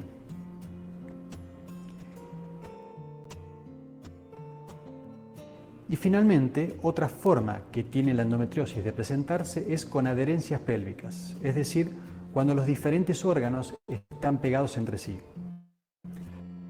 Habitualmente, como ven aquí, el útero está adherido a la pared de la pelvis, a los ovarios y al intestino, que está en la parte posterior de la imagen. Ahí ven las adherencias, los ovarios, los implantes de la endometriosis, que también pueden presentarse de forma simultánea en una misma paciente. Pero una cosa muy importante es que no hay dos pacientes con endometriosis con una extensión y distribución de la enfermedad similar. En definitiva, todas las pacientes y en consecuencia todas las cirugías siempre decimos que son diferentes de paciente a paciente.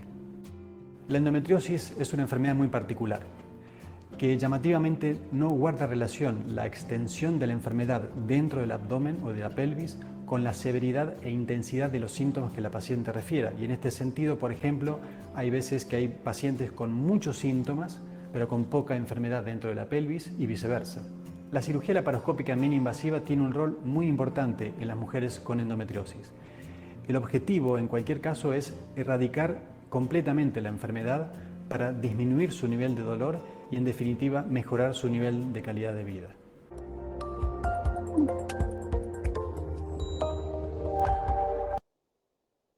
Bueno, doctores, queríamos agradecer la oportunidad para presentarles esta exposición. Queríamos saber si los compañeros tienen alguna pregunta.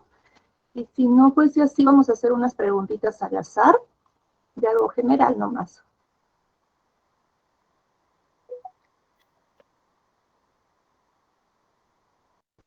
Bueno, vamos a hacer dos preguntitas al azar de algo muy fácil, ¿no? A ver, vamos a ver. Eric Villena, ¿está presente? Sí, presente. Eric, a ver, hemos estado hablando de lo que es la clínica.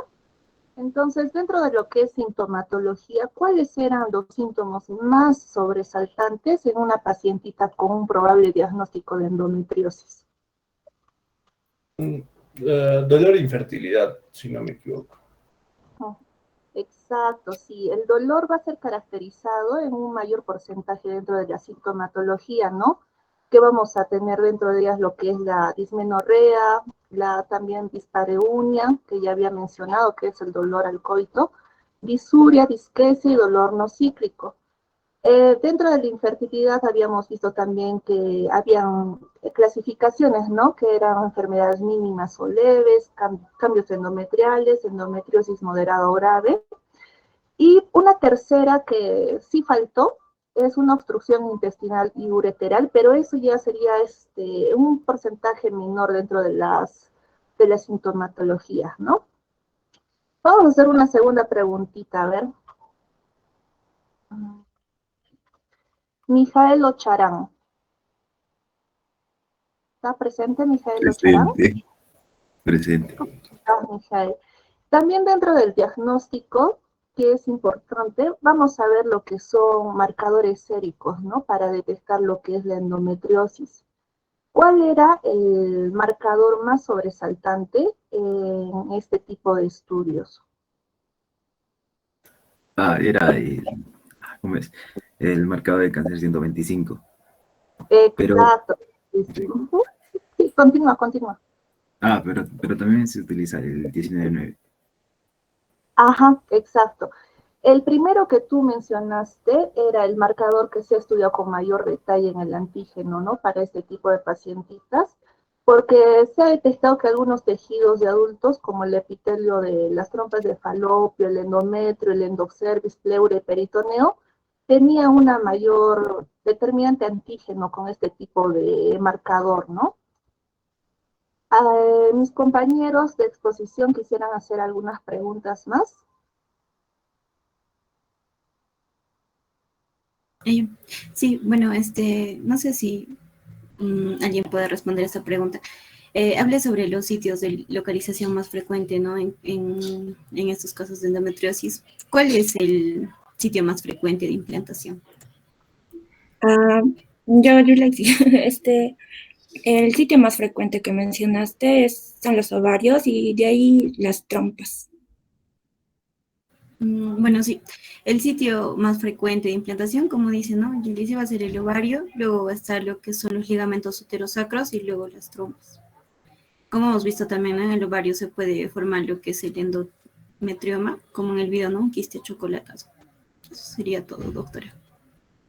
Sí, Gracias. la endometriosis es una patología que no es tan frecuente diagnosticarla, pero realmente es una patología muy frecuente, porque cuando la niña empieza con sus dolores menstruales, nunca es en la primera menstruación, siempre es posterior. Empieza a decir, empieza a dolerme la menstruación, empieza a tener dolores, cólicos, en diferentes gradaciones, otros náuseas, vómitos, hinchazón de la barriguita, escalofríos, ¿no? Y que le impide ir al colegio, a la universidad o al trabajo, depende de la edad que tenga, y le dice a la mamá, me está doliendo la menstruación, ay, normal, hijita, tómate una sal de Eva, tómate un Brufen, un Ponstan, a mí también me dolía, a mi mamá también le dolía. Quiere decir que eso es una enfermedad hereditaria, ¿no?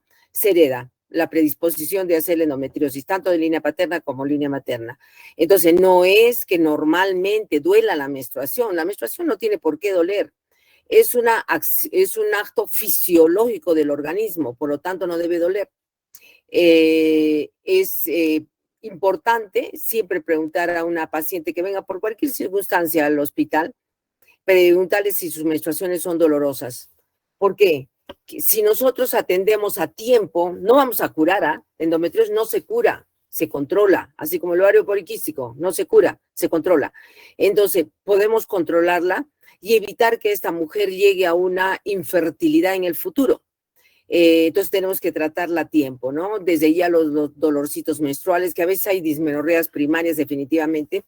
¿Cuál es el gol estándar? A ver, expositores, Manuel, ¿cuál es el gol estándar para diagnóstico de la endometriosis? La clínica, doctor. No, Pamela. La laparoscopía, doctora. La laparoscopía, porque eso nos va a permitir mirar dónde están los focos endometriósicos, ¿ya? Entonces, hay diferentes gradaciones, como ustedes lo han dicho, de la endometriosis, desde aquella que solamente vemos ventanas ovales en el peritoneo, no se ve los puntos negros, no, solamente se ve ventanas ovales, que son las cicatrizaciones. Otras se ven manchas amarillas, ya la hemosiderina. En otros casos ya vamos viendo los puntos petequiales, los foquitos endometriósicos y finalmente el endometrioma. Y al último, las adherencias, ¿no? Entonces, son gradaciones que tenemos por la evolución que tiene la endometriosis, pero tenemos que evitar llegar a tener esas adherencias. Ahora, el grado de endometriosis según la clasificación de la IFSS, que es la Sociedad de Infertilidad Mundial e Internacional, dice, hay grado 1, grado 2, grado 3, grado 4. Pero cuando nosotros vemos, ellos también dicen, cuando vemos nosotros una endometriosis, el grado de endometriosis no me da el grado de dolor ni el grado de infertilidad. A veces pacientes tenemos, cuando entramos a operar una cesárea, todo adherir pegado, Dios mío, ¿por dónde embarazó esta mujer? Decimos, ¿no? Y sin embargo, otras que no embarazan, vamos a la laparoscopía y vemos manchitas, ventanas o foquitos endometriósicos. Nada más, muy pequeños, pero que se muere de dolor la mujer y es infértil, no puede embarazar. Entonces, para que vean que el grado de clasificación de la endometriosis no va acorde con la sintomatología ni las consecuencias, porque la infertilidad no es una enfermedad, la infertilidad es una consecuencia de algo, ¿no? Entonces, puede producir obstrucciones ováricas cuando la endometriosis ya da adherencias. Y se trata a la paciente, sí, como ustedes muy bien lo han visto, primero una cirugía. También nos corremos el riesgo cuando es focos endometriósicos en el ovario, quemar mucho el ovario. Ahí tenemos ahora los armónicos, tenemos diferentes técnicas e instrumentación o técnica de instrumentación que mejoran mucho para el tratamiento quirúrgico del ovario. Entonces, la endometriosis ovárica es la más dolorosa que hay y lo mismo de la del útero sacro, porque como hay sangradito durante la menstruación a nivel del útero sacro, a veces hay foquitos en el recto y entonces la deposición se hace muy dolorosa o la vejiga se hace, la orina muy dolorosa durante el tiempo del ciclo ovárico. O sea, es un dolor cíclico generalmente, ahí le podemos hacer el diagnóstico de endometriosis. Se puede presentar, sí, pero no desde la primera menstruación. A medida que va avanzando los años de menstruación, se va haciendo más evidente la presencia de la endometriosis. Por lo tanto, como les dije, no curamos, la tratamos. Primero la laparoscopía y luego el tratamiento médico. El tratamiento médico se recomienda no más de 6 meses porque puede producir osteoporosis. Entonces es peligroso. Damos el tratamiento con progestágenos, como ustedes lo han visto muy bien. El danazol es muy bueno, muy bueno. Tenemos los análogos de GnRH. Hoy estamos dando un progestágeno, el Dinogest. O sea, todo lo que nos va a bloquear la producción estrogénica, porque se alimenta de estrógeno, es estrógeno dependiente. Damos progestágeno, mejoramos. La mejoramos 6 meses, generalmente hice una tesis con uno de sus compañeros, cuánto la relación de la endometriosis y la infertilidad, y vimos que cuando dábamos los 2 tratamientos quirúrgico y médico, el 65% de las pacientes a los 6 meses posteriores de haber suspendido el tratamiento médico, la mujer embarazaba. Tenemos una ventana de 6 meses posteriores a la suspensión del tratamiento para que la mujer pueda embarazar, porque después otra vez vienen los focos endometriósicos, ¿no?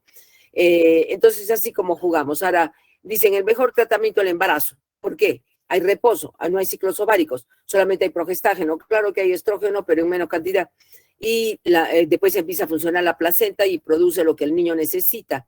Entonces la mujer entra en descanso de los ciclos ováricos 9 meses y luego la lactancia, unos 6 meses, 8 meses de amenorrea, wow, se secan los focos endometriósicos, pero no desaparecen. Con el tiempo van a volver a aparecer. Pero ¿qué pasa? Que a la mujer le viene el otro embarazo, luego otra vez descansa el segundo embarazo, el tercer embarazo descansó, luego anticonceptivos y su endometriosis se pasó casi desapercibida. Si es que no tiene infertilidad, por supuesto, ¿no? Entonces, para que vean que hay diferentes gradaciones, diferentes casos. Ahora, porque sea la mejor forma de tratar una endometriosis, el embarazo, no le van a recetar, señora, embarácese, porque con eso se le va a ir todos sus males. Los niños tienen que venir por programación, programados, ¿no? Por una paternidad responsable, no por receta médica, porque el médico no te va a mantener el colegio, la universidad, la alimentación del niño, ¿no? Entonces no se puede estar recetando. Yo les escucho muchas veces que las pacientes me dicen, el médico me recetó diciendo que me embarazara mejor. Entonces que el médico te mantenga a tus niños, pues. No, no es así. Para eso está la medicina, tenemos que dar el tratamiento, a la paciente la hago descansar, luego nuevamente el tratamiento, luego descansa, luego nuevamente el tratamiento, hasta que por fin decida planificar su bebé para ayudarla, ¿no? Ayudamos mucho a los que hacemos infertilidad para que pueda tener esa mujer o esa pareja, ser feliz y tener su maternidad. Entonces el dolor menstrual no es inocuo. Cuando hacía presencial las clases, les hacía levantar la mano a las chicas. ¿Quiénes les duele la menstruación? Más de la mitad levantaban la mano. Quiere decir que la endometriosis es una enfermedad muy común, más de lo que pensamos. Porque consultantes son una cosa y diagnosticadas es otra cosa. O sea, y hay muchas que ni siquiera consultan, como les digo, que la mamá les dice, sí, también a mí me dolía, mi mamá también, y creen que es normal.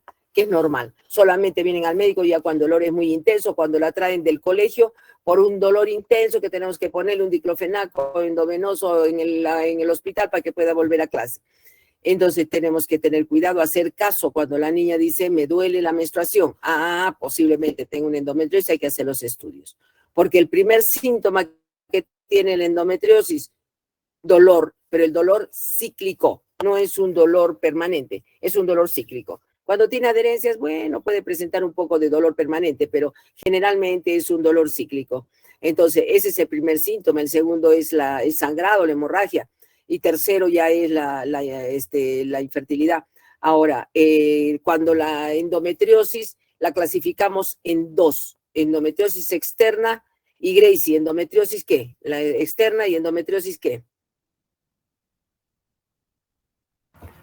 Pélvica propiamente, doctora. No, hay dos clasificaciones. Si yo ya te estoy diciendo una palabra externa, quiere decir interna, que hay otra interna. ¿Y a dónde es la interna? A nivel del útero, doctora, del endometrio. Ya, y no, el endometrio es el endometrio, cuando ya está fuera de la cavidad endometrial se llama endometrioma. ¿Dónde se ubica la endometriosis interna, Gladys? Gladys, Stephanie, ¿dónde se localiza? No.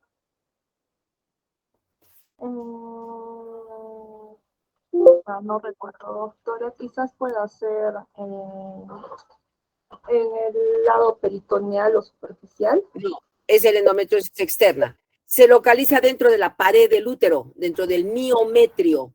Normal es que esté en el endometrio, en la capa interna, pero cuando se mete a la parte muscular, al miometrio, se llama endometriosis interna y su nombre propio es adenomiosis, que da un dolor exquisito. Y en casi todas las mujeres, ya después de los 40, 45 años, encontramos adenomiosis. Cuando hacemos histerectomías a las señoras de 60, 65, 70 años, el patólogo contesta adenomiosis.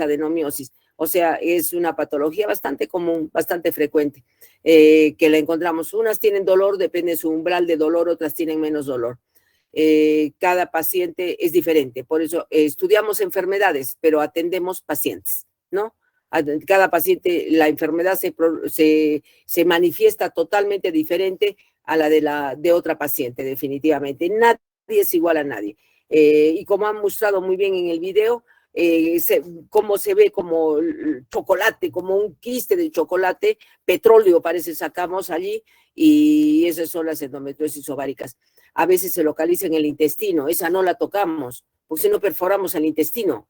Entonces, también en la vejiga, no la tocamos porque perforamos la vejiga. Entonces, lo que tenemos que hacer es tratamiento médico complementario. Eso es lo que hay que hacer con todos los tratamientos que han dicho, que está muy bien. Bueno, ya queda poca hora. ¿Alguna pregunta, alguna duda de alguien, de todos? A los expositores, o bien de los expositores a ustedes o a mí, como quieran. Hay que aprovechar la oportunidad que tenemos 2 minutos para preguntar. Doctora, ¿cómo está? Buenas tardes. Eliserio, ¿cómo estás? Dime. Doctora, quería hacer una pregunta. ¿La endometriosis puede producir incontinencia urinaria por esfuerzo? No.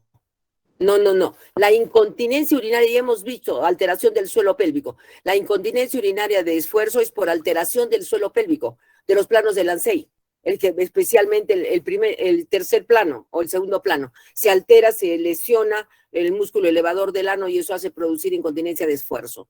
Hay la incontinencia de esfuerzo, la incontinencia mixta y la incontinencia por estrés. O sea, no puede producir. Lo que te puede producir es, ¿cómo se llama? Orina con sangre. ¿Cómo se llama el nombre? ¿Hematuria? Hematuria. Lo que te puede producir es hematuria y a veces se confunde. Yo he tenido una paciente que tenía rectorragia, y nadie le hizo caso.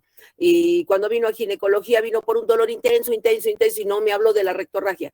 La entro a operar y me encontré que era un endometrioma en el intestino, en el Douglas, bien grandecito. Entonces empecé a despegarlo con mucho cuidado y de repente mi dedito se entró a una mucosa. Uy, dije que esto es mucosa intestinal, lo llamé al cirujano inmediatamente. Revisamos, era una fístula que se hizo por la sangre, buscaba su sitio de salida y salió por el intestino. Entonces, ampliando la anamnesis con la paciente, tenía rectorragias cíclicas junto con la menstruación, sino que a veces no se daba cuenta porque por la cantidad de sangrado que tenía vía vaginal, pero también tenía rectorragia y no se dio cuenta. No era que nosotros habíamos producido la fístula ya estaba hecha. Al limpiar nada más la sangre, nos dimos cuenta que incluso ya había resorción, trayecto fistuloso, por ahí salía por el recto. La paciente evolucionó bien, le hicimos sutura, tratamiento, su embarazo y la paciente mejoró ostensiblemente, ahora ya está en la menopausia y su evolución muy buena. No produce incontinencia, Glicerio. Gracias, doctora. ¿Alguna otra pregunta? Miren que ustedes es primera vez que ven el tema de endometriosis. Yo 25 años vengo repitiendo 2 veces en el año endometriosis a todos mis alumnos. Así que de memoria está la endometriosis ahí en mi cabeza. Además que veo pacientes todos los días. Doctora, una pregunta. Dime, Paola. ¿Cuán recurrente es, el uso de la neurectomía presacra? La neurectomía presacra es ya pues en nuestro último recurso cuando hay dolor pélvico. Cuando veamos en el tercer aporte dolor pélvico crónico, van a ver que no solo es por endometriosis. El dolor pélvico crónico es una especialidad nueva, no tan nueva en la ginecología. Hay en Europa clínicas exclusivamente de dolor pélvico que se trata con todas las especialidades. La trata el anestesiólogo, porque le hace terapia del dolor. La trata el neurólogo, la trata el gastroenterólogo, la trata el traumatólogo, el reumatólogo, el ginecólogo, el urólogo. Miren ustedes, todos tratamos el dolor pélvico crónico, dentro de los cuales está como causante del dolor pélvico crónico la endometriosis. Entonces, dolor pélvico crónico es un tema muy grande que van a ustedes a revisar después en el tercer aporte. La endometriosis sí produce. Pamela, dime, ¿qué quiere Pamelita? Sí, doctora, en caso de, por ejemplo, ¿no es cierto?, la clasificación del PAL y del COIN, ¿la endometriosis estaría en qué clasificación? ¿En el COIN? ¿En las no estructurales? En las estructurales, bueno. ¿Es estructural? Ajá. Es estructural porque ahí hay algo que está produciendo dolor. Pero no, PAL, COIN es hemorragias genitales, hemorragias genitales. Pero la endometriosis no siempre te va a producir hemorragia hacia afuera, a veces te produce la hemorragia hacia adentro, como lo endometrioma, ¿no es cierto? O sea, no entraría exclusivamente en esa clasificación, pero estaría dentro de las orgánicas. Dime, Glicerio. Creo que usted explicó que se puede volver una adenomiosis. Claro, o sea, el endometrio se va filtrando hacia la capa muscular del útero. Y eso se llama endometriosis interna o adenomiosis. Y cuando vemos a la ecografía, cuando está menstruando la mujer, se ve como quistecitos en el miometrio. Y es solamente focos de sangrado porque no tienen circulación. No tienen circulación. Entonces son como laguitos que vemos en el miometrio, pero le produce bastante dolor a la mujer. Paulita, ¿cuál era la pregunta del dolor pélvico crónico? Pao. Sí, lo de la neurectomía presacra. Íbamos a la neurectomía presacra. Cuando el dolor es tan intenso, primero, no siempre es endometriosis. Primero damos el tratamiento analgésico. No calma, hacemos la operación de Luna, la ablación de los ligamentos úterosacros, porque ahí viene nervios hacia el útero, la zona pélvica. No calma con eso, hacemos histerectomía. Histerectomía en las pacientes que han tenido niños. Histerectomía. No calma el dolor con la histerectomía. Hacemos neurectomía presacra. Aún así, no calma el dolor. Tengo pacientes que aún con neurectomía presacra persiste el dolor. Entonces ya la mandamos al psiquiatra y al anestesiólogo para terapia del dolor y para tratamiento psicológico del dolor.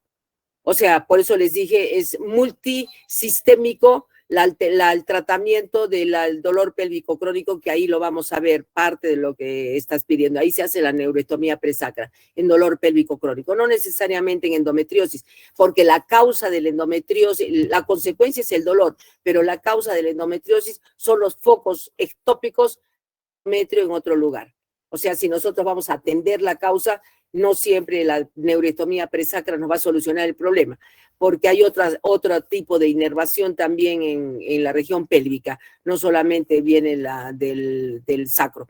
Entonces también tenemos inervación simpática, parasimpática, pero hay que ver si el dolor es tan intenso, puede producir ciertas, hasta alteraciones psicológicas en la mujer. Bien, chicos, se pasó la hora. Me gusta cuando nos dan tiempo un poquito para conversar porque todos aprendemos un poquitito de cada tema, podemos hacer el refuerzo.